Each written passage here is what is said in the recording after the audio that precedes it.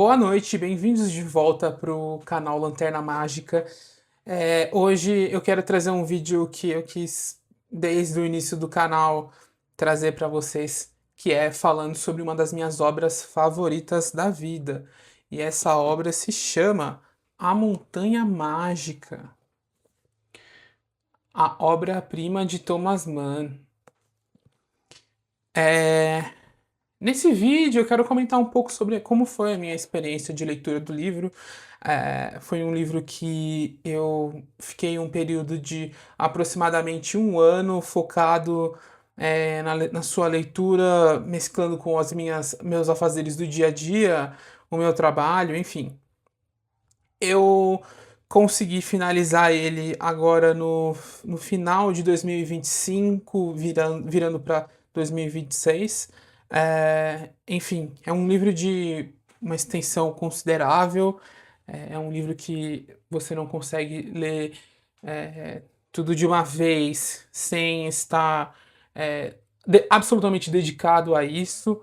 Então, enfim, foi uma experiência divertida e, sobretudo, uma experiência sublime. É um livro que eu com certeza posso dizer que eu sou uma pessoa antes de ler e sou uma pessoa depois da sua leitura. O Montanha Mágica normalmente não é o primeiro livro a ser lido do Thomas Mann. No meu caso foi. O Thomas Mann tem os livros mais curtos e mais introdutórios do próprio estilo, como O Morte em Veneza, como Tony Kruger, seus contos, na real, né?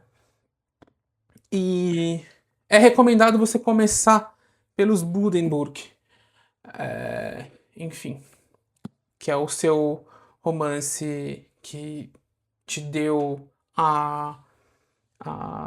o prêmio Nobel lá quando ele era super novo, enfim, virou um prodígio na literatura alemã de aproximadamente 1905 até 1910, eu não sei exatamente, tá? É, Porém, A Montanha Mágica é a obra-prima do Thomas Mann. Muito do lado com o Dr. Fausto, mas inegavelmente a Montanha Mágica tem esse legado e esse, esse cargo de obra-prima. Eu também tenho o Dr. Fausto.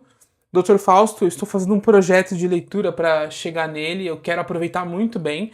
É um assunto que me interessa muito, né? É um assunto de música erudita, eu gosto muito de música erudita. E eu estou fazendo todo esse preparativo para chegar no Dr. Fausto, enfim, lendo os poemas épicos, chegando no Fausto I e Fausto II, para conseguir ler o Dr. Fausto com a melhor experiência possível. A gente sabe que isso é uma absoluta loucura e neurose, e não precisa disso para aproveitar do livro, mas eu quero fazer isso. Eu aproveitei muito a minha experiência de leitura da Montanha Mágica e eu não espero menos do Doutor Fausto. Então, enfim, sem mais delongas, eu vou iniciar. Eu fiz um preparativo de alguns temas que eu quero falar nesse vídeo e algumas coisas importantes que me vêm na cabeça quando eu penso no livro. É, Vai ser um vídeo extenso, não me culpem por isso. Eu adoro vídeos extensos, e vocês vão adorar também quando, enfim, eu estiver adentrando ou subindo a montanha. Então vamos lá, gente.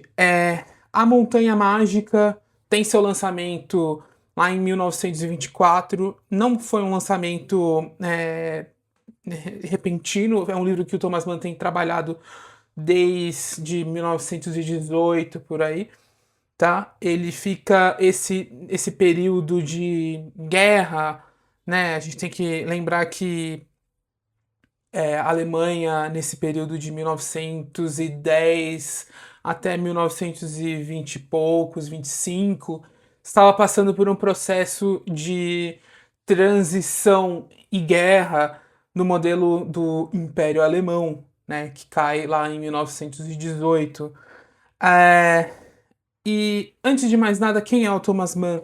Thomas Mann, ele é um escritor alemão, tá? Eu não vou muito a fundo na biografia dele, tem vários vídeos falando muito sobre a figura do Thomas Mann.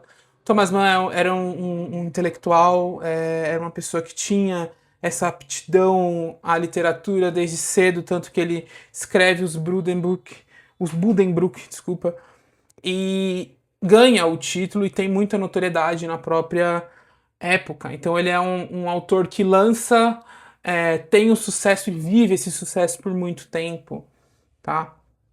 Vamos só recapitular um pouco para entender o que estava acontecendo na Alemanha e na Europa e no mundo nesse espaço de tempo tão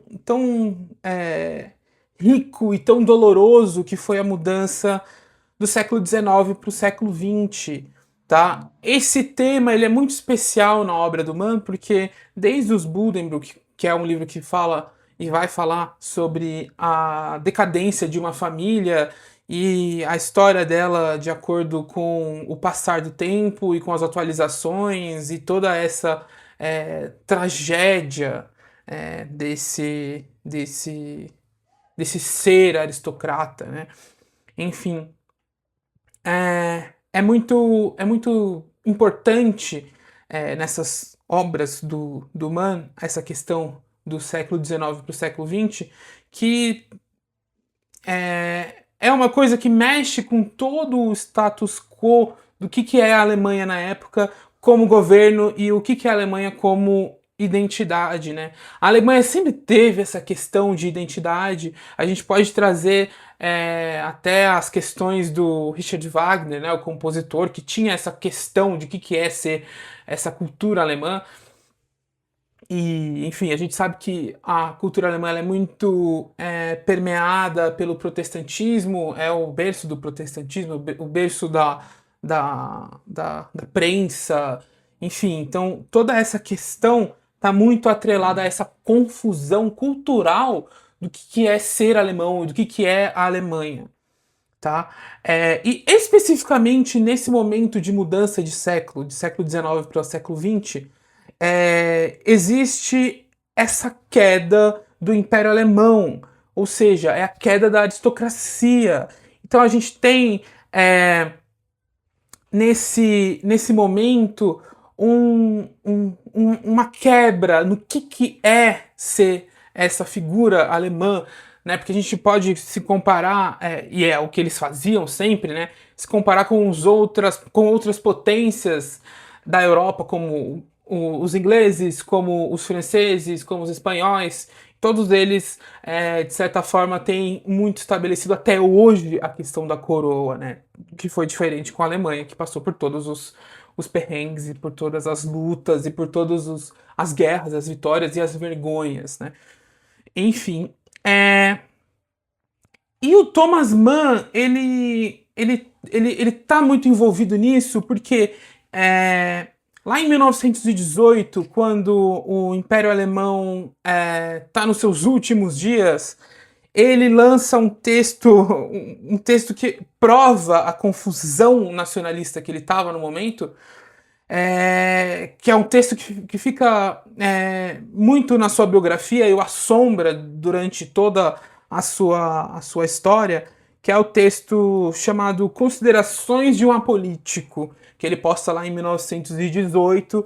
E esse texto tem uma repercussão que é o que eu disse, ela vai assombrar a figura do Thomas Mann por muito tempo, até o final da sua vida. Por quê? O que acontece nesse texto? Como no título ele diz, ele faz considerações de uma perspectiva política em cima dessa questão que a Alemanha está passando, tá? Então, enfim, ele vai questionar o que é ser o nacionalista, ele vai questionar o que é ser o alemão, ele vai questionar em qual instante eles demarcam a Alemanha dos outros países e como isso define a cultura deles. Enfim, é um texto que hoje, lendo, cheira muito mal, enfim, devido aos sequentes anos que a Alemanha vai passar. Então, o Thomas Mann tem essa questão muito por causa desse texto, e por causa desse texto ele reflete muito sobre a sua postura e sua perspectiva da época, né? Enfim, não tem como fazer um julgamento, porque isso daqui não é um livro, não é um vídeo sobre essa questão do Thomas Mann, mas é um vídeo sobre a Montanha Mágica, tá? Mas eu acho importante a gente trazer isso porque é, as questões políticas vão permear o Montanha Mágica em inúmeros momentos do livro. É um livro onde a proposta do diálogo e da reflexão sobre esses assuntos do século XIX virando para o século XX fazem parte de 90% das questões que o Thomas Mann vai querer abordar durante a estadia do nosso personagem dentro do sanatório, tá? E a gente tem que entender também que A Montanha Mágica é um livro que está num lugar específico de um gênero literário que é o Bildungsroman, que é o romance de formação, né? É um gênero que tem seu início definido lá em Wilhelm Meister, do Goethe, e enfim. E é esse gênero que diz que nos mostra esse personagem novo, que está construindo, literalmente construindo a sua personalidade nesses anos essenciais, né? Desde os 20 até os 30 anos, essa formação mesmo do que é ser um homem, o que é ser um cidadão, o que é ser um ser crítico, tá? E o Thomas Mann vai fazer isso, tá, com o seu personagem Hans Castor durante essa jornada da Montanha Mágica, tá? Agora eu quero entrar com vocês na parte do livro em si. Eu vou falar um pouco sobre alguns tópicos importantes antes da gente começar a abordar sobre o que é o livro e, enfim, sobre quem o livro vai estar falando, tá? O nosso personagem é o Hans Castorp. Hans Castorp é um jovem de 21 anos que no começo do livro ele está passando por um processo importante da vida dele de estar na faculdade e está assim caminhando para um emprego que vai, enfim, definir a sua ascensão social. Mas assim, não é tão simples assim. A gente vai comentar o porquê, tá? Hans Castorp, ele é natural de Hamburgo. Ele tem a formação de engenharia naval, ele tem e demonstra esse interesse pelas figuras dos navios, desculpa, dos navios. Ele conta que ele desenhava e que ele pintava essas paisagens com o mar e com, enfim, a própria estrutura do barco. E isso fez com que ele seguisse nessa formação. E a gente tem que lembrar que justamente nessa virada de século a gente pode presumir a importância da navegação como uma coisa essencial para o século anterior, que ele vai romper, né, com o século XIX, e adentrar nessa nova era dos motores a propulsão, né? Então tem essa questão dessa mecânica e dessa força vinda do ferro e da combustão. Então o Thomas Mann decide colocar o Hans Castor nesse lugar e nessa coisa tão promissora, tá? E o Thomas Mann tem um trabalho muito bonito de descrever como que o Hans Castorp a princípio, por dentro, pelas memórias dele, e depois por fora, né? Então a gente tem a apresentação dele muito baseada nas memórias que ele tem, das memórias que ele tem da casa do avô, enfim. Vamos lá, vamos começar do começo. Hans Castorp. Hans Castorp é um órfão de pai e mãe, tá? A sua mãe morre no parto, ela tem uma questão de saúde que impede que ela sobreviva à luz do filho dela, e ela acaba morrendo e deixa o seu filho aos cuidados do pai. Porém, o pai também tem uma natureza adoentada e acaba falecendo, deixando Hans Castorp aos cuidados do avô senador. O avô se chama Hans Lorenz Castorp, é uma figura na qual Hans Castorp vê como uma referência absoluta, porque ele era parecido, ele tinha trejeitos parecidos, ele tinha a postura muito relacionada com a do avô, porque o avô era um senador lá de Hamburgo, então ele tinha essa fineza, essa característica, essa característica aristocrata.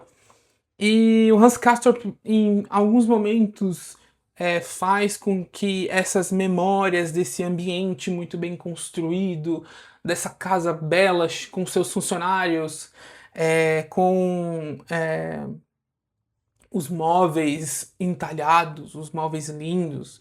O Hans Lorenz Castorp, o avô dele, tem um gabinete onde ele fuma charuto e escreve os documentos que a sua profissão exige. Então, o Hans Castorp descreve bastante essa coisa que foi tão importante para ele, tá? E uma das memórias mais impactantes e mais bonitas que o Hans Castorp traz do passado para nós é esse momento onde o avô dele mostra e apresenta um item que é muito caro para a família, né? É uma pia de mármore onde eles realizavam os batismos das crianças da família Castor. E era uma pia de mármore, uma pia bela, uma pia que tinha uma bacia de prata entalhada com o registro da família. Então, existe sim esse apego material do Hans Castorp com a ideia do passado, tá? Então ele sempre vai valorizar muito alguns detalhes que trazem essa cultura que está nos seus últimos dias, né? Uma coisa muito interessante é que, enfim, o Hans Castorp leva para o restante do livro inteiro é um hábito que ele tinha herdado do avô, que era de encostar o queixo na, na, na fivela, ou enfim, na gola da camisa, e toda vez que ele encostava o queixo na fivela da camisa quando ele estava nervoso, enfim, ele lembrava muito do avô, porque o avô fazia sempre isso, era uma mania que ele herdou do avô senador Hans Lorenz Castorp. Então, esses saudosismos o Hans Castorp vai levar para si, tá? O hábito com o fumar charuto, a elegância. O Hans Castorp é um jovem elegante, ele é um jovem esbelto, alto, loiro, magricela. Então ele tem todos os personagens do Thomas Mann, ele define muito essa beleza como algo meio andrógeno, né? O Hans Castorp tinha isso também, tá? E, enfim, esse é o nosso personagem principal, tá? Hans Castorp. Uma figura que vai ser trabalhada no livro e é uma figura que a gente cria um apego e uma paixão muito profunda, que a gente está dentro dele, né? A gente está dentro da cabeça e a gente vê esse mundo a partir da experiência sensorial dele, tá? Então, a princípio, a gente acha um personagem blasé, uma tela a ser pintada, e é isso mesmo, tá? A gente vai conhecer a fundo Hans Castorp durante essas 1000 e tantas páginas. Hans Castorp, quando seu avô morre, ele, enfim, herda de certa forma os herda do avô e herda do pai uma herança que ele teria uma vida boa, tá?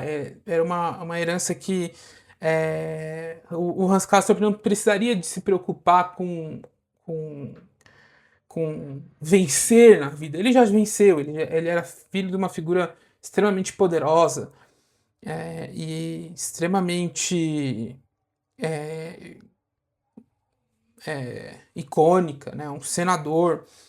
E desde lá o Hans Castorp nos conta que existia muito esse embate já com os aristocratas e com os progressistas, né? E o seu avô, como era um aristocrata, o Hans Castorp foi educado para defender isso, né? E, assim, existe uma certa apatia do Hans Castorp para esse assunto, porque ele é um personagem que tem uma complexidade, uma ambiguidade de querer entender essas perspectivas diferentes. Ele é uma pessoa que ele é muito aberto para o diálogo, tá? Ele vê a questão do diálogo como uma oportunidade para ele se desenvolver. Então, ele não é uma pessoa intolerante, nada disso. Ele é uma pessoa que está muito disposto a ouvir vários lados, tá? E a partir do momento que o avô dele morre, ele vai para a tutela de um tio dele, o tio Tinapiel. Esse tio, ele é saudável, ele tem um comércio, e esse comércio também fez com que ele não precisasse depender da herança, e enfim, ele é um homem do comércio, um homem com muito progresso. E lá ele é tratado como filho, esse tio é uma figura muito paterna, mas também ausente e trabalhadora. E nessa casa ele não sente falta de nada, ele é tratado como um filho mesmo. Enfim, e ele tem uma figura muito cativa, que é a do primo, que é o Joaquim Zemsen.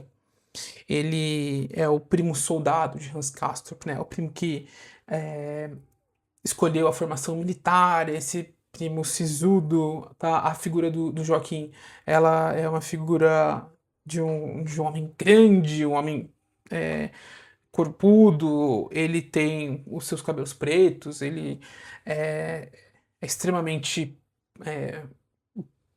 posturado, assim.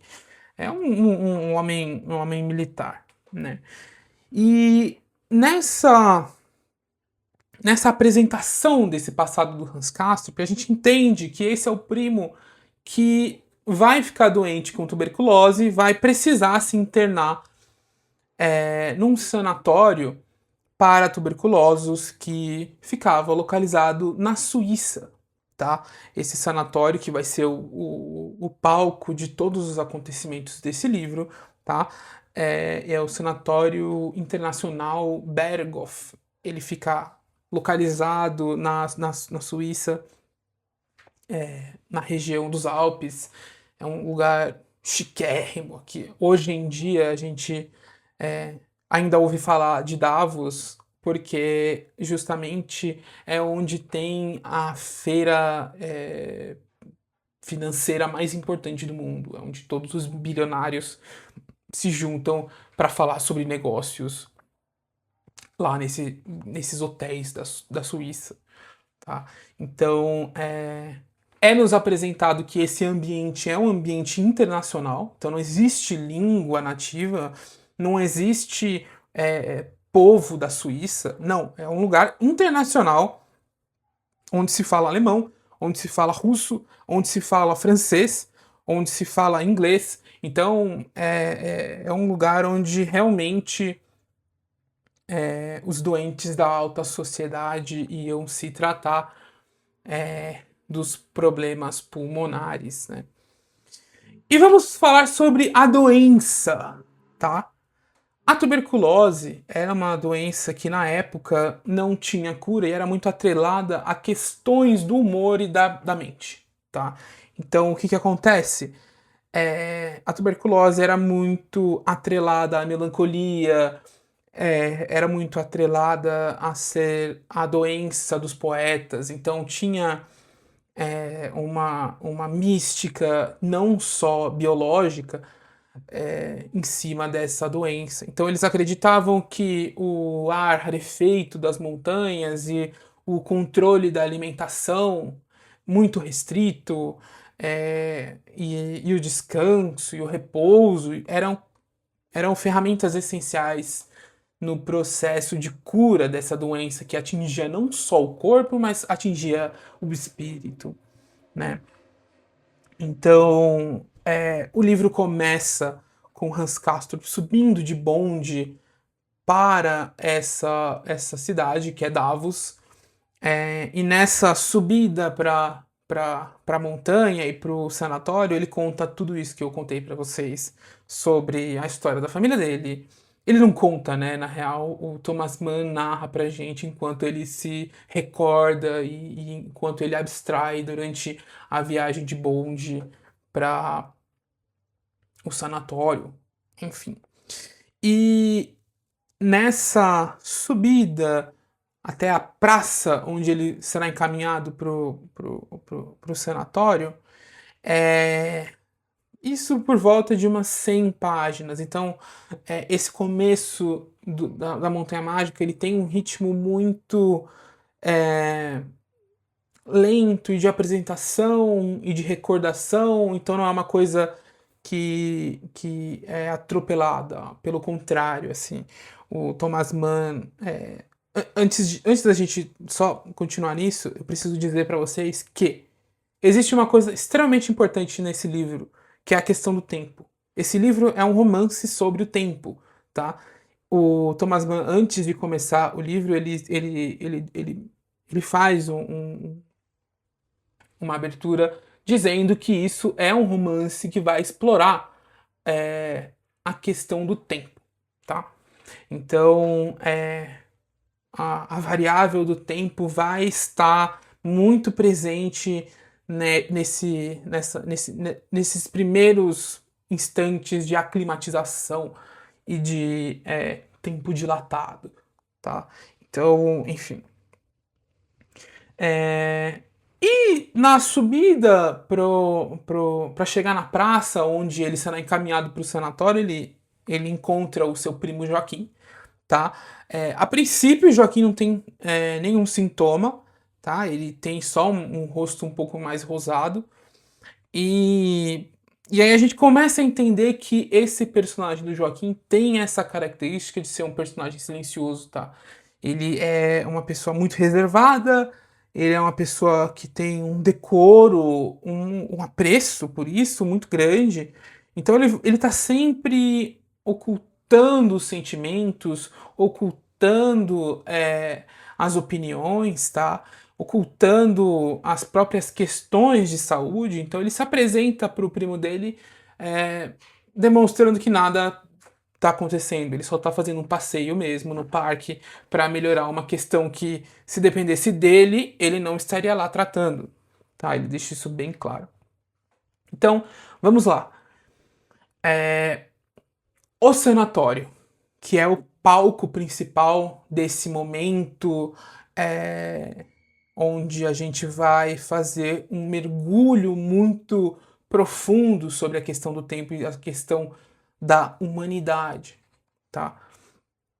A gente chega nesse lugar junto com Hans Castorp. Hans Castorp é recebido por um dos médicos, que no caso é o Dr. Krokowski, que ele tem nesse livro a função do psicanalista, e ele nos recebe com uma frase muito icônica, ele nos recebe nos perguntando se o Hans Castorp, né, tipo, qual o motivo da sua vinda, você está vindo visitar, você está vindo se instalar, e o Hans Castorp, não, diz que goza de uma saúde maravilhosa, que realmente veio visitar o primo, e aí o Dr. Krokowski o responde dizendo: Nossa, que milagre, eu nunca vi eh, ninguém realmente saudável, né? E aí essa afirmação entra no Hans Castorp e perturba ele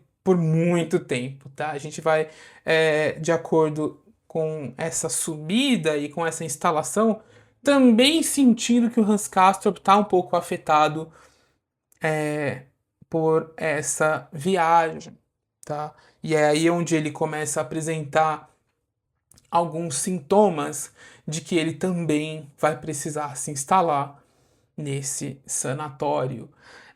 Uma coisa muito interessante é a que ele sempre vai estar sentindo o rosto dele também arder. Então, isso na realidade é um sintoma de febre, né? A gente sabe que isso é um sintoma de febre. E, em especial, ele diz que os charutos Maria Mantini dele perderam de certa forma o gosto. Eles estão com um gosto de caixa de sapato, e aí a gente começa a presumir que algo não está certo com o Hans Castor, tá?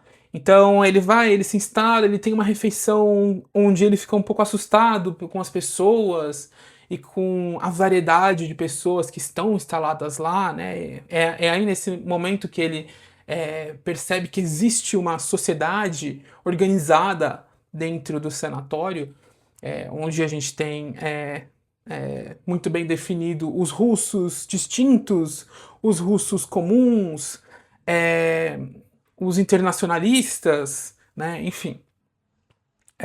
E aí, durante essa refeição, essa farta refeição que o Hans Castorp vai fazer, ele reflete sobre isso, né? Até o momento que ele realmente vai se deitar nesse quarto, que é um ambiente que a gente vai passar muito tempo, né? Esse quarto que tem uma varanda, uma vista belíssima, assim, para os Alpes, e esse quarto que observa as mudanças da Terra, assim.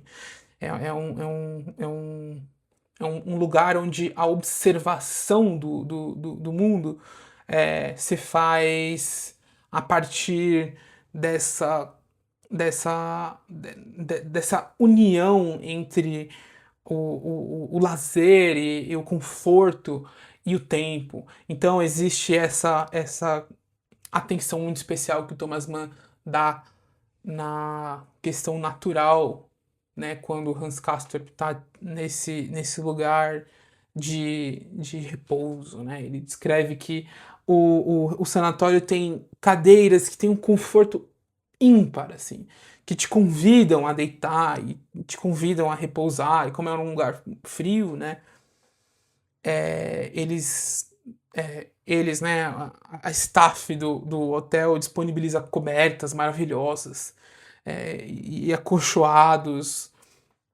que te convidam a repousar com muito conforto, tá? Então, ok, está dado o primeiro dia no sanatório, e nesse lugar, nessa instalação, tudo foi muito bem pensado, tá? O Thomas Mann faz questão de dizer pra gente que existe. O lugar existe muito antes do Hans Castorp chegar, e que ele foi realmente pensado para tratar doentes, e não só doentes de corpo, mas também doentes do espírito. Então, é um lugar onde tem uma programação, tá? Uma programação interessantíssima de palestras, e de passeios, e de excursões, e de aulas, e de esporte, e de alimentação riquíssima e super controlada, tá? E o Hans Castorp observa isso e acha uma loucura, né? Acha uma loucura que são pessoas que estão realmente alienadas, não fazem questão, não fazem noção do que está acontecendo no mundo de baixo, tá? E, e existe uma questão financeira em estar no sanatório, porque existem pessoas que têm dinheiro suficiente para o dinheiro no banco render o suficiente para pagar todas as custas e eles economizarem, que é o caso do Hans Castorp. Então, é um lugar que faz sentido você ficar, porque você não empobrece quando você está. Você mantém seus bens e consegue até multiplicar seus bens, né? Enfim, e com todas as suas mordomias. Por exemplo, Hans Castorp tinha o seu charuto importado da Itália sempre, nunca faltou o Maria Mantini dele durante toda a estadia. Então, é, é isso, é um lugar onde é muito bem preparado e é um lugar de riqueza, né? Um lugar de aristocracia, né? E esse sanatório ele tem duas figuras importantíssimas. Que uma eu já falei, que é o Dr. Krokowski, e o outro é o Dr. Behrens, que ele é o diretor do sanatório. E ele é uma figura que é o conselheiro áulico. Um dos personagens que eu vou comentar mais pra frente o chama assim de conselheiro áulico, chama ele de Radamanto, né? Um dos juízes da mitologia grega, um dos juízes do Hades, né? Uma dessas figuras que é, segura o mundo dos mortos com as mãos. Essa figura que enfim, julga quem entra e quem sai do mundo dos mortos, né? E o Dr. Behrens, eu fiz algumas anotações sobre o que ele representa, tá? Ele é o diretor do sanatório, ele é o cirurgião, ele é o clínico geral e ele é o pneumologista, tá? Então ele é a pessoa que realmente vai tratar o corpo e gerir todo esse pasto, esse rebanho, tá? Ele é uma pessoa extremamente acessível, ele se faz presente nos jantares, ele acompanha os seus pacientes, ele janta com seus pacientes. E ele faz questão de conhecer não só o corpo, mas a personalidade e os problemas que esses pacientes vão ter, tá? E essa outra figura não tão importante quanto o Dr. Behrens em nível hierárquico, mas muito importante no quesito da psicologia, que é o Dr. Krokowski, tá? Então o Thomas Mann escolhe o Dr. Krokowski como essa figura que vai implantar nesse lugar a ideia da psicanálise. Então ele vai tentar enfim, educar todas essas pessoas que estão internadas que a psicanálise é um caminho para se tratar não só o corpo e nem a mente, mas os dois, né? Tratar essa questão em, em, em união, tá? Ele é o terapeuta, ele é o palestrante, ele é a figura que vai fazer esse curso, ele dá um curso permanente, né? Enfim, com vários temas, temáticas de psicanálise, temáticas de história, temáticas de arte. Então ele sempre vai nos ensinando e ensinando os internados, né? E outra figura muito importante, tá, no sanatório para a nossa estadia é um italiano genial, Ludovico Settembrini. Ele é o personagem que, para mim, nesse livro, basicamente me satisfaz, assim, ler e eu espero a gente encontrar com ele, tá? Porque ele é uma pessoa extremamente pitoresca, tá? O Settembrini é um senhor que ele tem um bigode,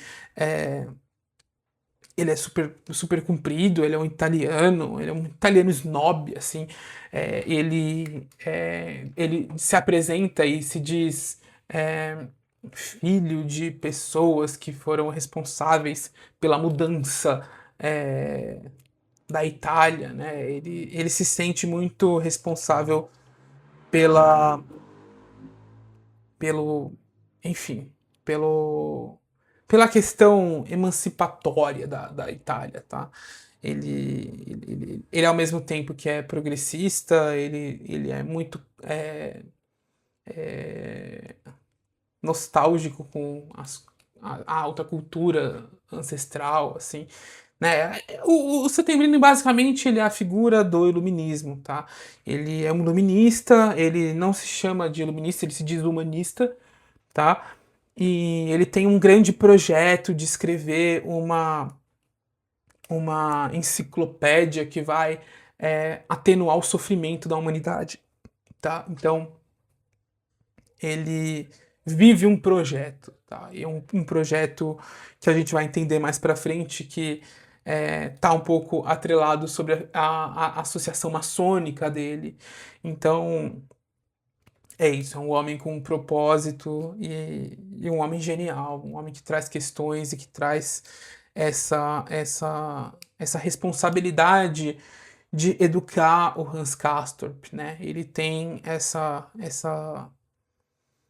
boa vontade, né? Ele vê que o engenheiro, ele chama o Hans Castorp de engenheiro, ele vê um potencial de esse solo fértil, onde ele consegue ainda salvar essa figura, né? Ele tem questões com a aristocracia alemã, e aí ele tenta salvar a figura do Hans Castorp, né? E o Hans Castorp adora isso, porque ele vai adorar, enfim, estar junto, ele sente realmente que ele está aprendendo, que ele está adquirindo conhecimento com o Ludovico Settembrini. Então, durante essa estadia, desse primeiro instante do Hans Castorp no sanatório, a figura do Settembrini vai ser muito especial, tá?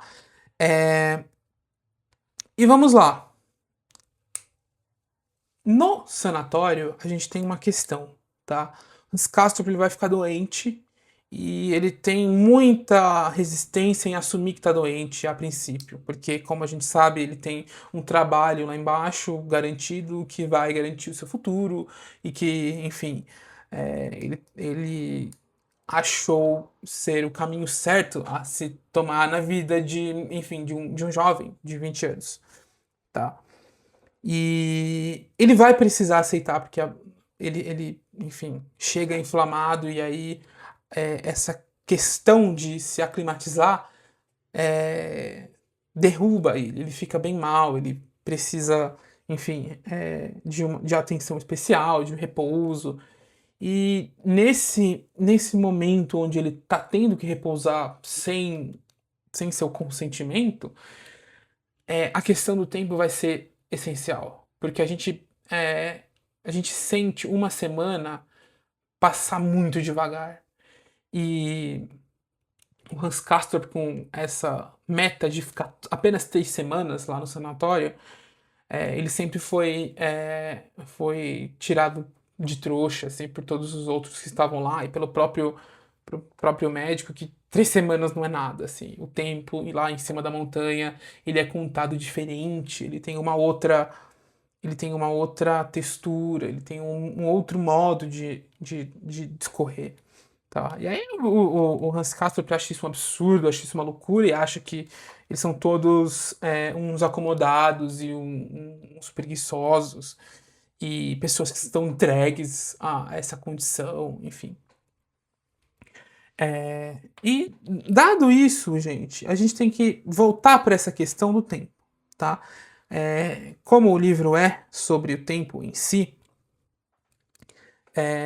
essa primeira parte do livro vai nos mostrar uma dilatação muito diferente da próxima metade, tá? Então, em pouco tempo, muito se acontece nessa primeira metade do livro, e na outra metade do livro, muito pouco se acontece em muito tempo, tá? Enfim, a gente vai ainda falar quanto tempo que o Hans Castorp fica lá no final, porque é só no final que a gente sente esse tempo, tá? Porque em certo instante isso vai ficar irrelevante. A contagem dos meses, a contagem dos anos, tá? E, enfim. E o que que acontece? Nesse momento onde o Hans Castorp tá doente e ele tem que aceitar que ele vai ter que ficar lá e se tratar, e que não é uma coisa simples, e que ele vai precisar ter paciência, ele vê como possibilidade de, beleza, estou aqui, vou tentar aprender com isso. E o que que ele faz? Ele tem planos e metas em certos instantes, tá? Eu destaquei algumas aqui que vão ser, eu categorizei como os ensaios de Hans Castorp, tá? Esse livro vai ter um pouco essa estrutura, porque de certa forma cada capítulo vai ser um ensaio sobre o que o Hans Castorp está fazendo, o que ele está empregado a aprender, o que ele está trabalhando enquanto ele está internado, tá? Uma dessas empresas eu categorizei como a empresa das Ezequias, tá? O que, que acontece? No sanatório existe um tabu, e esse tabu é o tabu da morte. Então, tudo que é atrelado à morte, os pacientes que morrem, eles são basicamente ocultos pela staff, tá? Os funcionários eles não deixam os outros enfermos sentirem falta de quem está morrendo. Então tudo é, é muito oculto e pessoas simplesmente desaparecem da sala comum. Então isso incomodou muito o Hans Castorp, porque em um dos momentos que ele estava descansando, porque, só voltando nessa questão da rotina, o que acontece?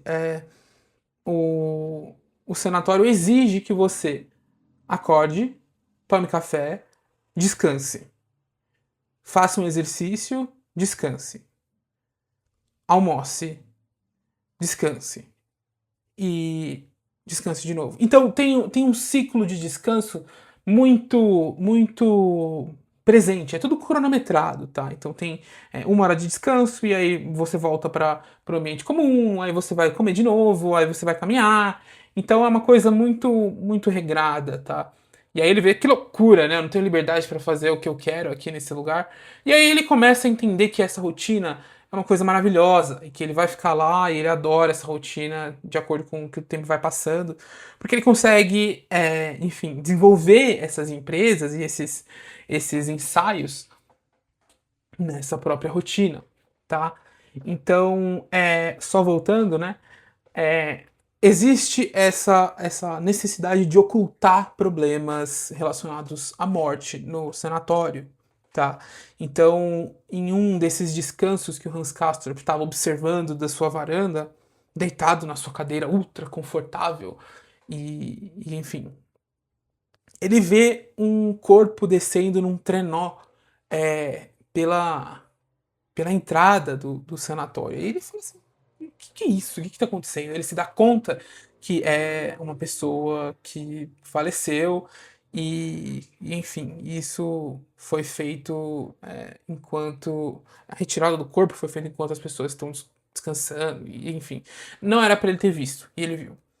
E aí isso incomodou ele, né? Porque, putz, que estranho, né? Por que, que eles não tratam a morte como uma questão aqui, né? E aí ele vai, é, enfim, vai questionar o Settembrini, ele vai questionar o Primo, ele vai, de certa forma, questionar o Dr. Behrens.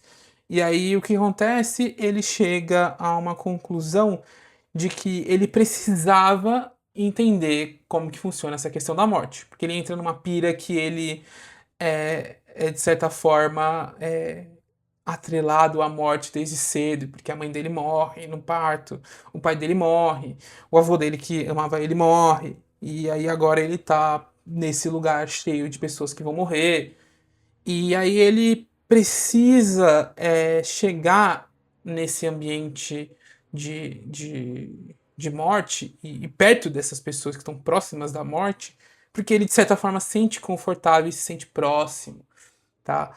E nisso é onde o livro é, nos traz uma reflexão incrível, que é sobre as pessoas enfermas, tá? O Settembrini diz para o Hans Castorp que a doença ela não enobrece, pelo contrário, ela traz a destruição do corpo, logo é uma coisa a se ter vergonha, e é uma coisa a ser evitada, é uma miséria a ser evitada.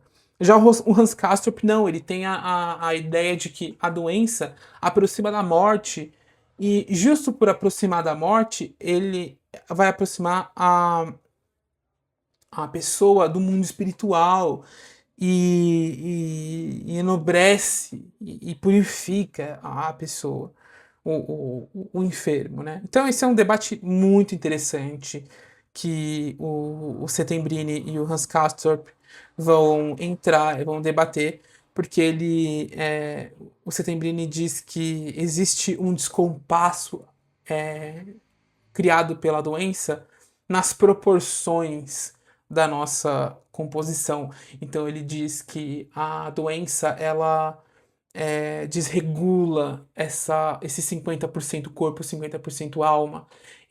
A doença nos deixa mais corpo e menos alma. Então ele diz que a doença, de certa forma, aprisiona o ser e ela destrói e traz essa situação a não ser venerada, né?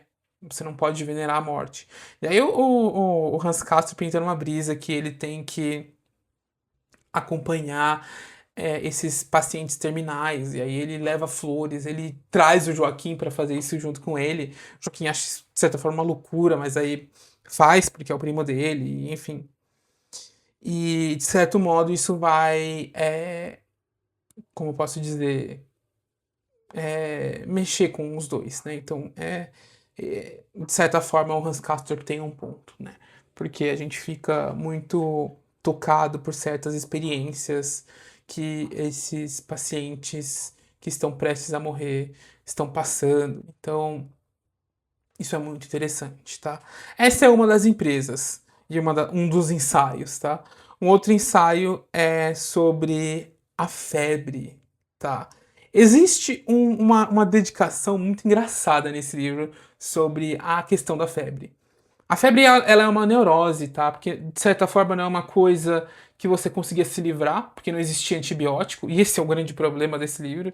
Não existe a penicilina, então você não consegue se tratar de uma infecção interna, tá? Então a febre era realmente um monstro que vinha e a gente torcia para ela ir embora e ela diminuir. E aí existe um item especial que é o termômetro. E o termômetro é um instrumento diário dos pacientes. Dentro dessa rotina de descanso, alimentação e, enfim, descanso de novo, eles eram obrigados a marcar, a fazer um gráfico da temperatura e apresentar para o Dr. Berens nas consultas, né, e as enfermeiras, tá? Enfim. E aí existia essa questão do gráfico, né? Então tinha essa neurose com a temperatura e, e o Hans Castorp chamava o termômetro dele de irmã muda, né? Porque ele, enfim, colocava o termômetro embaixo da língua e ficava, querendo ou não, mudo por 60 segundos, enfim. Que era o tempo que ele precisava que o mercúrio esquentasse, dilatasse e demarcasse a temperatura que ele estava no momento. Então, isso é muito interessante. Então, é um assunto que vai permear esse livro inteiro, né? A questão da temperatura e da infecção em si. Outra coisa é um evento incrível desse livro que é o Hans Castorp lembrando de uma paixão que ele teve no ensino médio. No ensino médio não, no ensino fundamental. Ele era muito novo. E aí ele conta pra gente essa essa lembrança, ele sonha, né? Ele sonha e lembra disso, que certa vez ele emprestou uma lapiseira, desculpa, ele precisou de uma lapiseira emprestada de um dos amigos, e esse amigo é o Pishislav, enfim, é uma figura eslava que tinha o sobrenome Hippie. Hippe, Hippie, Pishlav Hippie.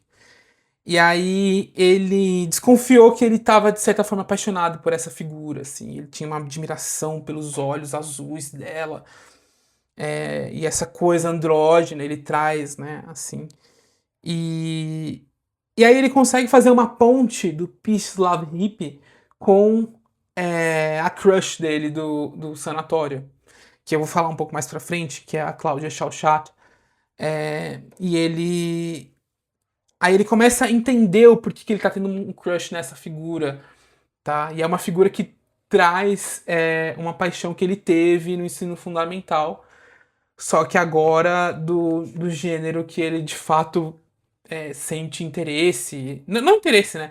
Mas que ele poderia desenvolver alguma coisa. E é muito engraçado, né? Enfim, Thomas Mann, na sua bissexualidade, sendo extremamente engraçado, né?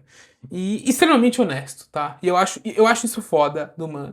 Ele é honesto pra dizer que ele também tem questões com a sexualidade e que ele discute isso claramente nos livros, tá? Então, um- uma salva de palmas pro Thomas Mann mais uma vez, né? E aí é onde a gente começa a prestar atenção na personagem, que é essa crush do Hans Castorp, que é uma russa, uma mulher muito bonita, que tem um rosto, de certa forma, esférico, e olhos muito grandes e azuis, e tem uma rosácea permanente, que não só causado pela febre, mas pela própria questão dela ser muito branca e muito alva, e dessa natureza nortenha dela, né? Então ele a vê como uma criatura siberiana, assim. E aí é interessante, porque o Hans Castorp vai escrevendo, por exemplo, ele está sentado numa mesa de almoço, aí ela sempre chegava e batia a porta, e ele falava assim, porra, mano, que isso? Essa pessoa tá chamando atenção, né? E aí ela sempre fazia isso e ela sempre chamava a atenção dele e de todo mundo também. Ela era uma figura que era muito encantadora. E a gente vai descobrir que ela tem, enfim, de certa forma, um caso com o Dr. Behrens, que é o diretor do hospital, enfim. E aí o Hans Castor fica um pouco enciumado, né? Quer entender qual que é o teor dessa relação do doutor e da Cláudia. E enfim, a figura dela a gente sempre tá observando, então, sei lá, Cláudia tá jantando, a gente vê a silhueta do braço dela, e aí ele faz uma descrição linda disso, assim, ele consegue transformar essa distância em algo potente, assim, algo erótico, então é muito interessante, é muito, muito bonito. A gente também se apaixona pela Cláudia Chauchat, assim, junto com o Hans Castorp, né? Porque assim, gente, nesses almoços, nessas refeições, sempre tinha fofocas, assim, então era um momento de socialização, então a gente ficava sabendo das coisas, as pessoas se provocavam e queriam saber, tipo, qual é a sua, e te conhecer e tal. E, enfim, nos é apresentada a Cláudia Chauchat. E ela vai ser uma personagem muito importante para esse livro, tá? Mas um pouco presente, mas muito importante.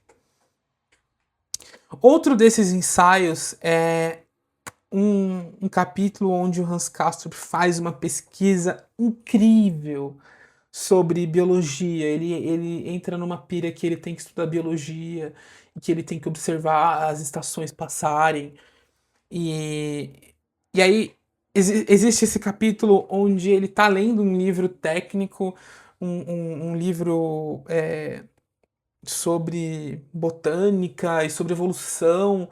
E aí ele consegue descrever pra gente o conteúdo do livro, só que ao mesmo tempo ele faz exatamente como um ensaio, assim, ele vai fazendo uma síntese e uma coisa muito bonita. Ele começa descrevendo um gesto molecular e chega até um corpo humano e um corpo a ser contemplado. E aí ele consegue encaixar a Cláudia Chauchat nisso.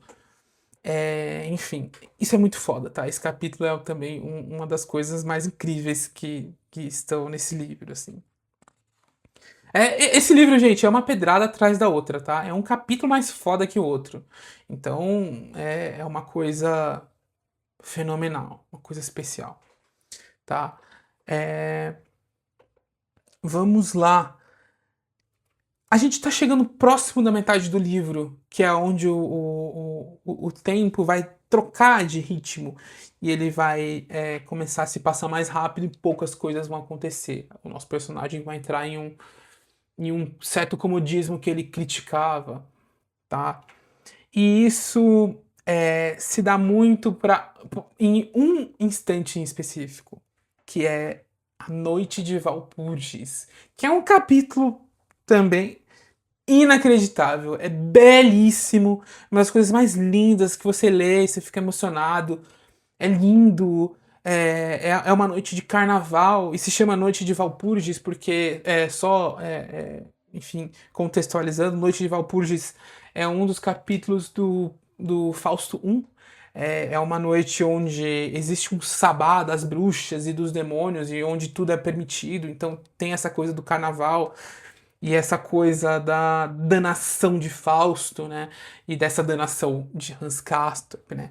A gente vai ter um momento onde o Settembrini vai falar para ele: presta atenção no que você está fazendo, você pode estar indo para um lugar onde você gostaria de ir, mas você não necessariamente vai se dar bem. Então o Settembrini dá um alerta para o Hans Castorp e o Hans Castorp está chegando próximo da Cláudia Chauchat, ele está chegando próximo do momento onde ele vai finalmente conversar com ela, onde ele vai ficar só com ela, e enfim, onde eles vão ter um momento onde ele vai conseguir dizer finalmente que ele tem uma coisa com ela e que ela mexe com ele e que zaz e zaz.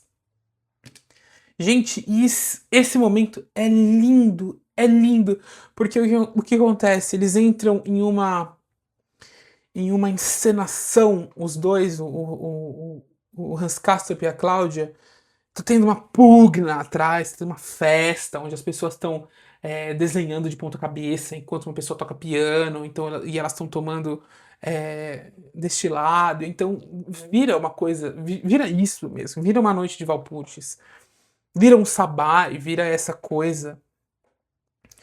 E é nesse momento que o Hans Castorp toma coragem de chegar próximo da Cláudia e conversar com ela. E aí essa cena se dá neles dois sentados em poltronas.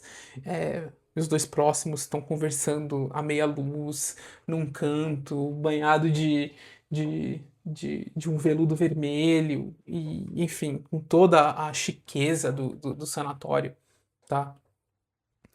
E esse diálogo é lindo porque eles estão na fantasia. Eles estão falando em francês, que é uma língua comum entre o alemão Hans Castorp e a russa Cláudia Chauchat. E aí, esse é o momento que eu vou precisar ler com vocês, porque para mim é um dos momentos mais incríveis do livro e, enfim, que mexe comigo, assim. Lembra que eu falei que o Hans Castorp faz essa pesquisa biológica e ele envolve essa beleza com a evolução e a beleza do corpo com a figura da Cláudia Chauchat? Beleza. Ele vai e ele não aguenta, ele precisa falar isso para ela. Ele precisa demonstrar o quanto ele venera a figura dela. E eu vou ler aqui para vocês. Eu tenho marcado, deixa eu só mostrar para vocês. Enfim, uma passagem incrível. Vamos lá. Ó, o amor, sabe? O corpo, o amor, a morte, esses três formam um só, pois o corpo é a doença e a volúpia, e é ele que faz a morte. Sim, são carnais, esses dois, o amor e a morte. E é esse o terror, e a grande magia deles. Mas, compreenda, a morte é, de um lado, uma coisa mal afamada, impudente, que faz enrubescer de vergonha. E, de outro. É uma força muito solene e muito majestosa, muito mais poderosa que a vida risonha ganhando uns trocados e enchendo a pança. Muito mais venerável que o progresso que tagarela pelos tempos, porque ela é a história e a nobreza e a piedade e o eterno e o sagrado que nos faz tirar o chapéu e andar nas pontas dos pés. Ora, da mesma maneira também o corpo e o amor ao corpo são algo indecente e desagradável. Em sua superfície, o corpo enrubesce e empalidece de pavor e vergonha de si mesmo. Mas ele também é uma grande glória adorável, imagem milagrosa da vida orgânica, santa maravilha da forma e da beleza. E o amor por ele, pelo corpo humano, é, da mesma maneira, um interesse extremamente humanitário e uma força mais educativa que toda a pedagogia do mundo. Ah, enfeitiçante beleza orgânica que não se compõe de tinta a óleo nem de pedra, mas de matéria viva e incorruptível.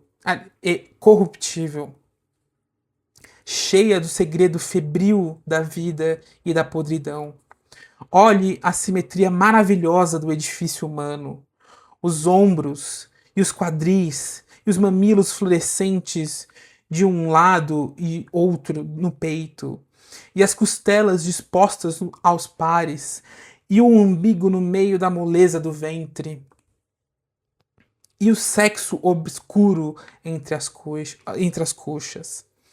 Olhe, as omopalas se mexem sobre a pele sedosa das costas, e a espinha dorsal que desce até a luxúria dupla e fresca das nádegas, e os grandes ramos dos vasos e nervos que passam do tronco, as ramificações pelas axilas, e como a estrutura dos braços corresponde à das pernas. Ah, as doces regiões da junção interna do cotovelo, do jarrete, com a sua abundância de delicadeza orgânica sobre as almofadas de carne.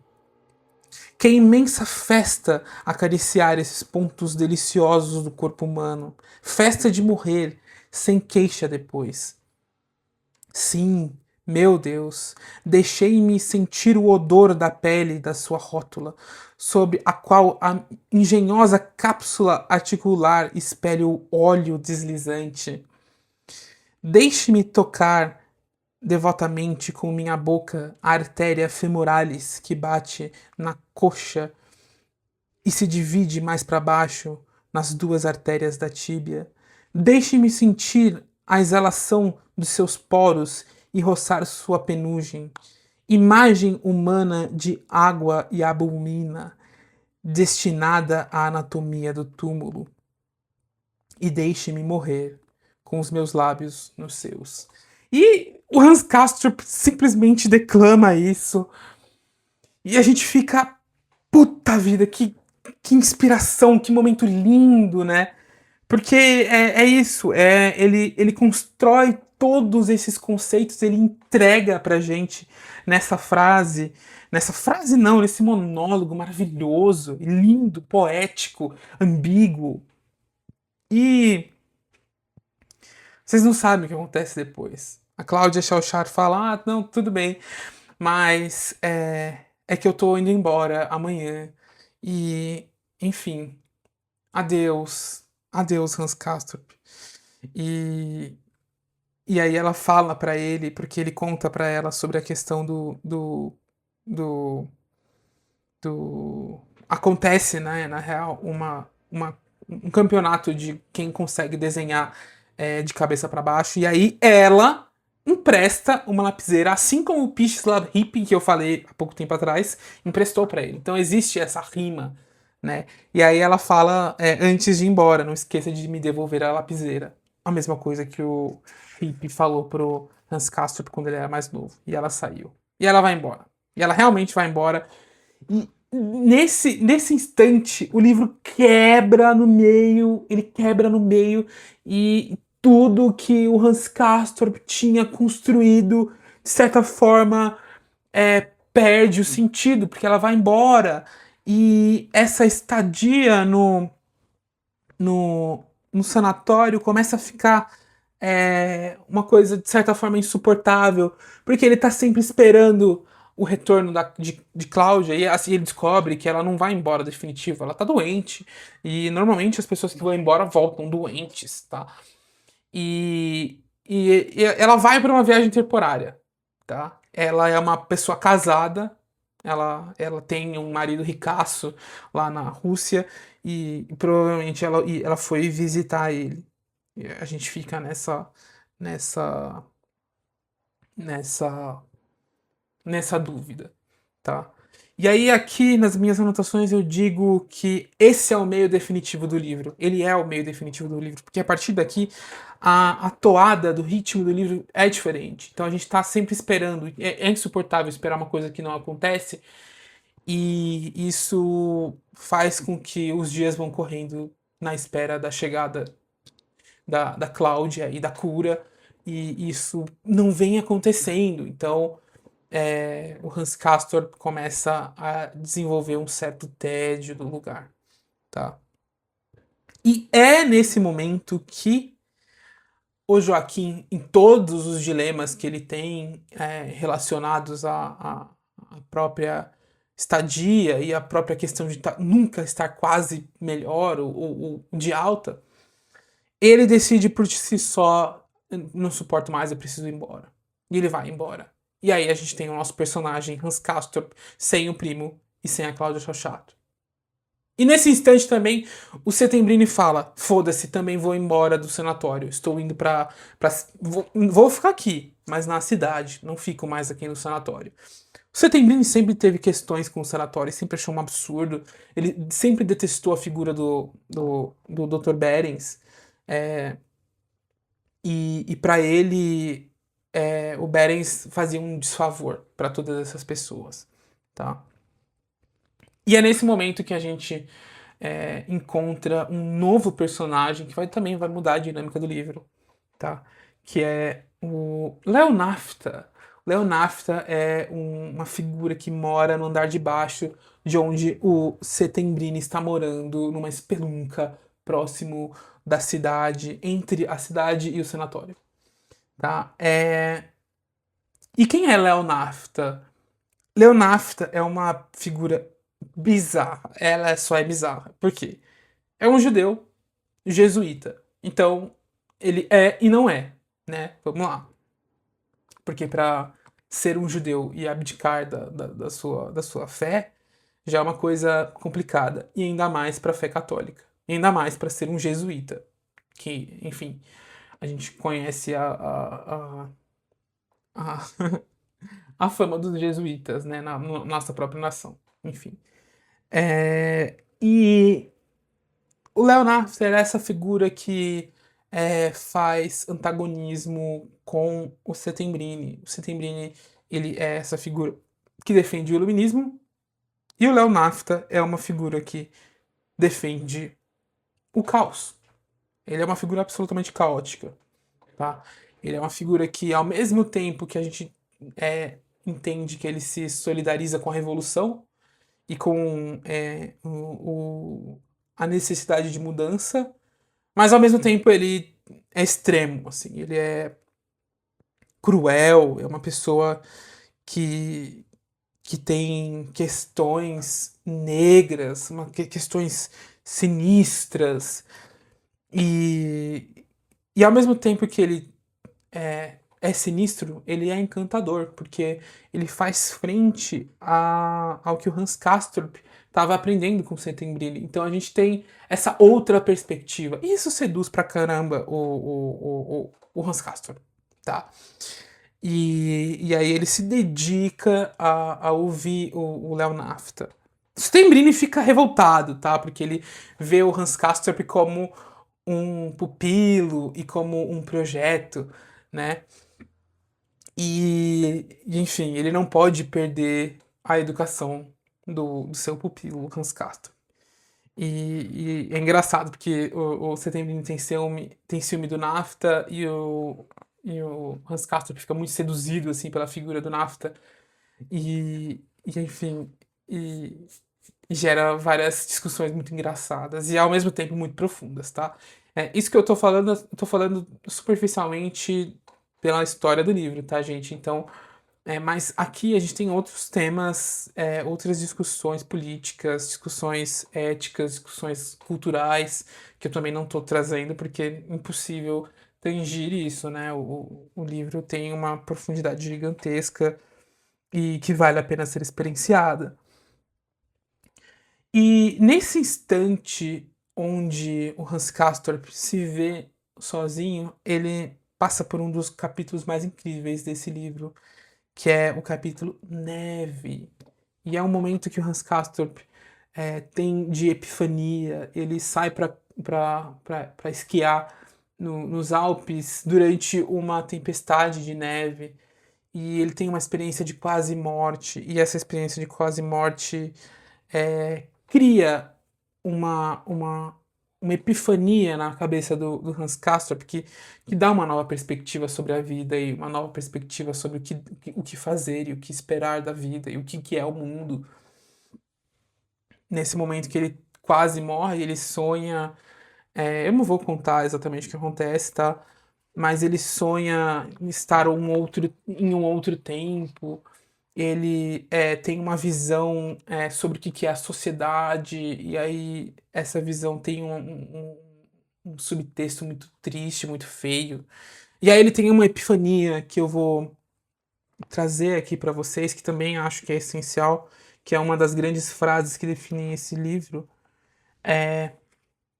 que é a seguinte: Quero, quero conservar o meu coração fiel à morte e, contudo, recordar-me claramente de que a fidelidade à morte e ao passado é apenas malvadez, volúpia tenebrosa e misantropia, caso determine, caso determine nosso pensar e nosso reinar. Esse reinar é um conceito que o Hans Castorp dá para ele sentar na sua cadeira de descanso e pensar sobre o mundo. Ele fala que ele está reinando sobre esse mundo, né? Porque ele está sentado nessa cadeira e observando esse plano, né? Ele está em cima da montanha, ele está acima do mundo e ele está reinando, enfim. E ele diz o seguinte: em virtude da bondade e do amor, o ser humano não deve conceder à morte poder algum sobre seus pensamentos. E é essa a grande epifania que ele tem nesse nessa experiência de quase morte.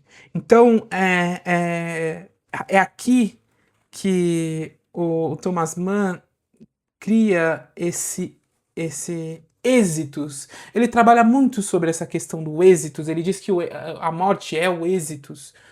Só que aí o Hans Castro tem essa epifania que o êxitos é isso. É você entender que a morte ela não deve controlar a nossa mente, né? Ela é uma coisa sim a ser venerada, a ser respeitada e ser inclusa na nossa vida e no nosso pensamento, mas ela não tem que ser maior do que nada. Ela tem que ser apenas um complemento, uma noção, uma coisa que é complementar. Então, enfim. Não tomem isso como um resumo do que realmente acontece, tá, gente? Vale muito a pena ler o livro, jamais. Eu não quero que isso aconteça, tá? Mas é nesse momento que a gente tem esse clímax da história. A gente sente de fato que o Hans Castorp passou por um momento fundamental na construção dele, né? E na concepção de, de desenvolvimento pessoal, né? Na, né? Eu acho que é um momento muito marcante, né? Nesse romance de formação. E, enfim, a gente, após esse capítulo maravilhoso, a gente cai num momento muito angustiante do livro, que é o momento onde o nosso primo Joaquim retorna da superfície. Ele volta da superfície, se eu não me engano, 9 meses depois, e ele volta mal, e a gente não entende o que está acontecendo com ele, e aí a gente vai entender que o Joaquim provavelmente tem um câncer na faringe, tá? E ele foi exortado e foi aconselhado, não vai, não vai, não vai. O Beren estava sempre falando, não vai, né? Vamos continuar o tratamento aqui. E aí, enfim, ele foi e ele sofreu com isso e acabou desenvolvendo um câncer na faringe e ele passa por um processo de sofrimento e de definhar do corpo que é muito doloroso, assim. O Hans Castorp acompanha tudo isso e ele, né, ele já após essa epifania sobre a morte, ele sofre esse golpe da vida, né? E, enfim, é um capítulo muito triste, é muito bonito, muito bem escrito e é muito honrado, né? Só que aí quando de fato acontece a morte do Joaquim, a gente tem dificuldade, né? O Hans Castorp tem dificuldade de processar isso. Acho que esse momento é, é um dos momentos definitivos, assim, do livro, porque a gente perde o grande companheiro do Hans Castorp. Mesmo ele sendo modesto e de poucas palavras, ele era uma pessoa que estava lá, entendeu? Então, enfim. E sempre, quando era questionado, ele falava honestamente, né? Enfim. E logo após isso, Madame Chauchat volta. E ela não volta sozinha, ela volta com um novo marido ou um novo namorado. Ela chega com um cara chamado Meinherr Pepperkorn. E ele o Hans Castor fala que ele tem uma figura divina, ele parece um pescador. Ele é um pescador. Não, não sei se ele é um pescador. Ele é um homem do comércio. Ele é um homem do comércio, só que ele é um holandês, então ele é um homem alto, ele é um homem imponente, mais velho. E, tipo assim, como que o Hans Castor faz competição contra um tycoon desse, né? Tipo, é um problema. E isso foi um golpe baixo na gente, porque a gente acha que a Madame Chachot vai voltar pra gente, só que não, ela volta com outro cara e com outros planos. E, enfim. E durante essas 150 páginas da Madame Chauchat com o novo namorado, eles montam um certo clube de amizade entre o Léo Nafta, a Madame Chauchat, o Hans Castorp, o Setembrini. Só esperar a moto passar. E o namorado dela. E aí o namorado dela seduz todo mundo, ele é uma figura que ele é um pouco retardado, né? Ele é um pouco débil, mas sempre quando ele fala, ele usa uma entonação que parece que ele tá declamando alguma coisa importante. Então, de certa forma, é engraçado, assim. E aí o que que acontece? Ele vira amigo do Hans Castorp. E o Hans Castorp fica, tá, beleza, sou amigo desse cara, mas eu quero a mulher dele. E aí a Madame Chauchat fica confusa, tipo assim, tá, beleza, você me quer, e aí você é amiga dele. E aí rola um beijo entre eles, assim, com. Enfim, rola uma traição dela. Mas assim, não é uma traição, né? Porque ela já era casada com um cara, tava namorando o outro. E aí beija um outro cara, então você fica confuso, assim, você não sabe se é uma traição, se é o quê, né? E ele não é um idiota, né? Um homem muito mais velho, que tem as malícias, e ele é consciente disso tudo, mas ele escolhe, entende que isso daí é uma coisa antiga e ele não tem que se interferir, assim. Só que o que acontece? Ele está doente também. E acontece que ele se suicida, ele opta pelo suicídio, porque ele não queria que o corpo dele passasse por essa degradação, assim. E aí é uma cena meio shakespeariana, assim. porque ele tem um instrumento que envenena ele, enfim, é um instrumento que tem dentes de serpente e cravam nele e ele se infecta e morre, assim. Então é uma coisa engraçada, é uma coisa shakespeariana no meio do livro. Só que a gente pensa, né, finalmente o Hans Castorp vai ficar com a Cláudia Chauchat. Ok, o cara morreu, não tem mais problemas. Não, acabou. Acabou todo o encanto com a Cláudia Chauchat. O cara morre e aí acabou. Não existe mais interesse do Hans Castorp pela Madame Chauchat, porque ela acontece isso e aí ela tem alta e ela melhora e ela vai embora. Então a gente fica. Que isso? O que aconteceu? A gente perdeu todo mundo. A gente perdeu o nosso primo. A gente perdeu, de certa forma, o Setembrini, porque ele foi embora. Foi embora pra cidade. Então, eu não tenho mais Cláudio Chauchat. Eu não tenho primo. E eu não tenho perspectiva de cura, porque o Hans Castorp vai recém descobrir que ele tem estetococcus. E estetococcus não tem tratamento. É tipo uma doença autoimune. E aí o Dr. Berens vai e fala pra ele que ele nunca vai melhorar da febre, mas ele também vai ter complicações terríveis do pulmão. E aí o Hans Castorp é atingido por um demônio. O tédio. Ele fica com muito tédio. E aí, aí o que acontece? Ele fica viciado em cartas. E o Settembrini acha isso deplorável, né? Porque ele tá gastando tempo com nada. E o Settembrini, no seu exílio lá na cidade, tá escrevendo, né? Como eu disse no começo do vídeo, o Settembrini tem um projeto de escrever uma enciclopédia para diminuir o sofrimento dos homens, e ele é responsável pelo capítulo da literatura, porque essa é a formação dele, né? O Settembrini tá sempre citando Dante, ele tá sempre citando Homero, ele tá sempre citando os clássicos, assim, né? Ele é muito defensor dos clássicos, ele se vê como ele carrega o legado do classicismo, assim. E, enfim. E aí ele vê o Hans Castorp desperdiçando tempo de vida, viciado em jogos. Mas é porque ele foi atingido por um tédio terrível.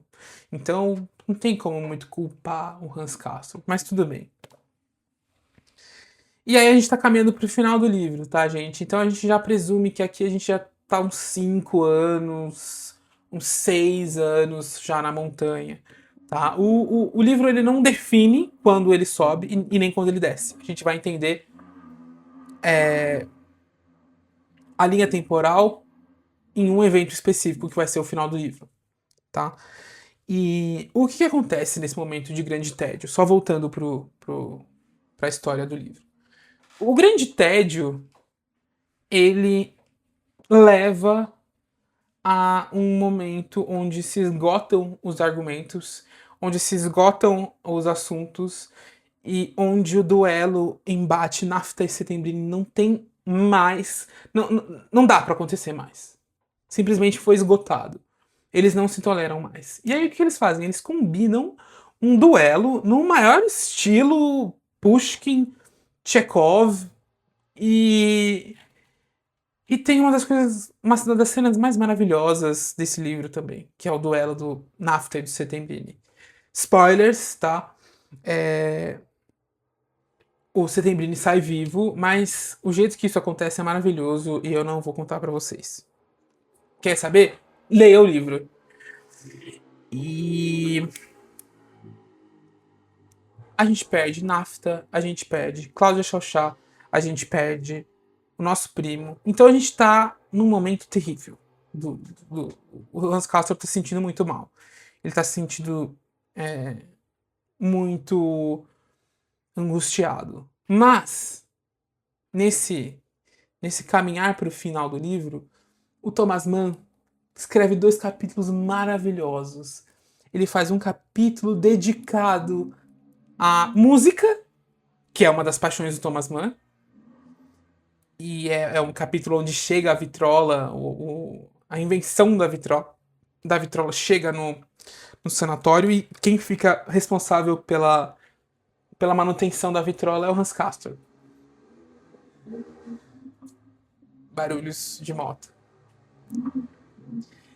E Hans Castor com né, a chave da sala que abria e onde tinha a vitrola, ele começa a nos contar de como que a música, enfim, consolou ele durante esse período, e aí ele cita a ópera de Aida, e aí ele cita a Viagem de Inverno do Schubert. Então é lindo, é muito bonito, assim. É, é um capítulo que ele tá à parte, ele tá avesso, assim, a tudo que tá acontecendo, porque, né, o que mais vai acontecer? O que mais a gente vai perder, né? E, e aí, esse outro capítulo é o capítulo mais maluco desse livro, que é o capítulo onde eles formam um clube mediúnico, onde tem uma figura, uma menina nova, que ela é médium, e aí eles criam sessões onde ela vai encarnar pessoas mortas, né? Ela tinha um espírito que acompanhava ela e ele se manifestava nessas sessões. E o Hans Castorp estava envolvido, né? Porque nessa etapa do livro ele já estava há muito tempo, ele já conhecia todo mundo, ele já estava à vontade o suficiente para participar desses clubes secretos, assim, né? E quem tem a ideia de invocar o primo dele na sessão espírita é ele mesmo. Então ele fala, beleza, eu preciso ter uma resolução se isso é real. Se isso for real, a médium vai trazer o Joaquim pra mim, e aí eu quero ver. Cara, e aí isso acontece. E aí o Joaquim aparece na sala e é sinistrésimo, sinistrésimo. Não vou contar pra vocês, é um capítulo genial, genial, genial. O capítulo chama Coisas Absolutamente Questionáveis. É muito engraçado, assim. Mas ao mesmo tempo assustador. Assustador e incrível. E aí a gente tá caminhando pro final do livro, né? E é onde a gente começa a sentir uma certa corrupção, uma certa maldade, um certo ódio vindo da planície e penetrando no sanatório. Então a gente tem intrigas que normalmente a gente não tinha, a gente tem pessoas com discursos de ódio, então a gente começa a entender que, tipo assim, algo tá acontecendo lá embaixo e ele está infiltrando pra cima, assim. Então, é nesse instante que a gente descobre que estoura a guerra, a Primeira Guerra Mundial, no assassinato de Franz Ferdinand, que simboliza tudo isso que a gente está vivendo no livro, que simboliza, que mostra, né, o assassinato revolucionário do símbolo da aristocracia. E, e aí a gente vai para um lugar onde é muito doloroso e que é muito triste e era a única saída de Hans Castorp. Hans Castorp entende que ele não tem mais serventia lá no sanatório. Primeiro, que ele nunca vai ser curado. Segundo, Cláudio Chauchat, que era o motivo que ele estava lá. O segundo motivo que ele estava lá foi embora e ele não sente mais nada. E o que seguraria ele lá em cima era o Settembrini. Mas o Settembrini estava envelhecendo também. Ele, enfim, não tinha mais, porque ele tava. Ele entrou nessa brisa do jogo, então eles não estavam conversando muito mais. Então era uma coisa muito parecida com uma formatura. E aí a formatura do Hans Castorp foi ele descer para a Primeira Guerra Mundial, para o front. E nesse instante é muito triste. É muito triste porque o Hans Castorp sente a necessidade de eu preciso descer, eu preciso ir, eu preciso fazer isso, porque para mim não me resta mais nada além de tentar provar o meu valor através do meu serviço, né, em em homenagem à figura do meu primo e tudo isso que eu aprendi aqui. E nesse adeus ele se encontra com Settembrini na, na, na, na estação, em Davos, pronto para descer. E, e aí o Settembrini dá um adeus a ele, né? E é muito bonito, porque ele fala o seguinte, né? Ai, meu caro, né?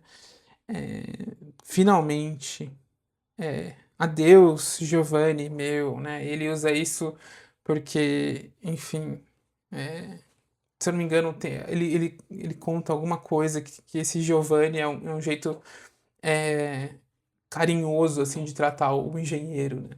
Que é o Hans Castorp. Ele fala o seguinte: eu teria preferido ver você partir de outra forma, mas vai lá, que seja. Os deuses dispuseram as coisas assim e não de outro modo. Esperava despedir-me de você quando voltasse a seu trabalho, e agora você lutará no meio dos seus. Meu Deus, foi a você que isso coube, e não a nosso tenente, que é o primo. Como é estranho o jogo da vida. Vá lutar com bravura lá onde o enviem, aliás, lá onde o enviam os laços do sangue. Ninguém pode fazer mais a esta hora. E perdoa-me se emprego o resto de minhas forças para concitar também meu país à luta, do lado que lhe indicam o espírito e o sagrado interesse próprio. Adeus. É muito triste, porque é isso, né? Que, que pedalada do destino foi essa que colocou o Hans Castorp, que é esse intelectual em formação, nesse fronte e nessa bucha de canhão terrível. Né? E é muito triste, porque o próximo capítulo, que é o último, não é um capítulo, né? Isso tudo se passa no mesmo capítulo, mas o livro se separa com três estrelas. E essas três estrelas é o momento onde o Hans Castorp já está nas trincheiras.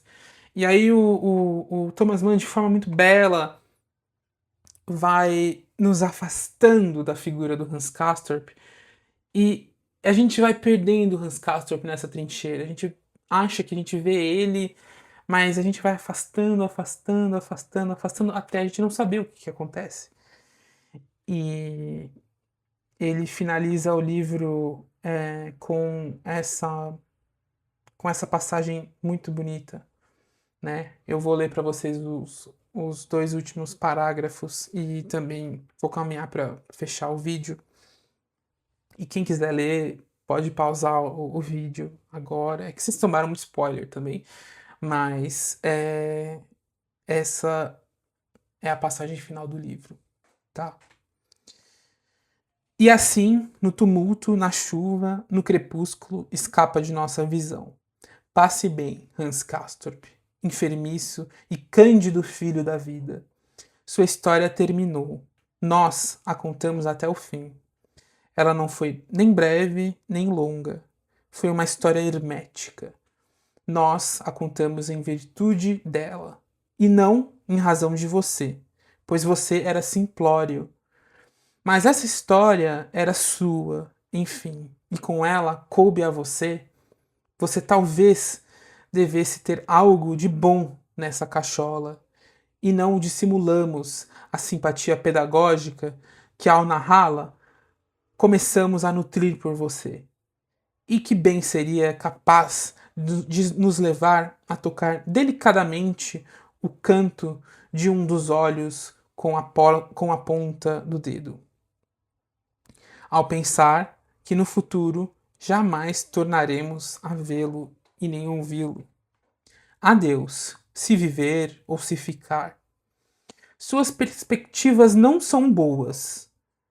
O macabro baile ao qual o arrastam ainda vai durar uns vários anos de pecados e não queremos apostar muita coisa em que você vá escapar.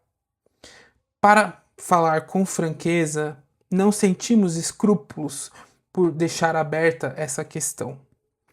Certas aventuras da carne e do espírito que sublimaram sua singeleza fizeram seu espírito sobreviver ao que sua carne dificultamente sobreviverá. Momentos houve em que, cheio de pressentimentos e absorto em seu reinar, você viu brotar da morte e da luxúria do corpo um sonho de amor. Será que também desta festa mundial da morte e também de perniciosa febre que inflama o céu da noite chuvosa, ainda surgirá o amor? E o livro fecha, e o livro acaba. Entende? E aí o Thomas Mann escreve Finis Operis. O livro acabou. Gente, eu li isso daqui e eu fiquei mal. Eu fiquei 3 dias muito mal. Porque eu não queria. Eu sabia que o livro teria, de certa forma, esse final. Porque, enfim. Eu entrei no hiperfoco sobre esse filme. Sobre esse filme, não, sobre esse livro. E eu vi várias coisas. E, enfim, sempre tentava deixar esse momento final pra ser uma coisa especial, uma coisa que eu fosse experienciar. E assim, me pegou forte. Eu fiquei 3 dias, assim, extremamente mexido. Eu não consegui ler mais nada. Eu fiquei muito sensibilizado por essa tragédia que foi a vida do Hans Castorp. E essa pessoa maravilhosa que eu passei um ano da minha vida eu passei lendo isso, e eu passei na companhia de Hans Castorp, passei na companhia de Joaquim, na companhia de Settembrini, de Nafta, e dar adeus a todos esses personagens não é fácil, isso definitivamente. E uma coisa é muito clara, eu revendo e relendo esses momentos do livro só me faz ter vontade de revisitar esse livro o quanto antes, tá? Esse livro é maravilhoso, ele mudou minha vida e ele virou meu livro favorito. Eu tinha lido ele justo depois de um outro livro maravilhoso, que é Os Irmãos Karamazov, que eu pretendo falar aqui com vocês, mas aqui esse é meu livro favorito, esse virou meu livro favorito. Esse livro me trouxe questões e me trouxe reflexões que nenhum outro trouxe, tá? Eu li esse livro, eu tinha o quê? Meus 23, 24 anos. Enfim, gente, eu não consigo colocar em palavras o quanto isso mexeu comigo e quanto isso me mudou. Assim que eu tiver a oportunidade, pode ter certeza que eu vou reler esse livro, tá? E é um livro que eu levo pra sempre, vou levar pra sempre. Eu vou levar pra sempre o Hans Castorp na minha cabeça. Eu vou levar pra sempre o Settembrini e todas essas questões que eles trazem pra gente. E, e eu acho que aqui eu encerro as minhas considerações sobre a Montanha Mágica e quanto esse livro é especial para mim. Eu pretendo ler ainda os Buddenbrook e toda a obra do Mann. Eu fiquei fascinado pela figura dele.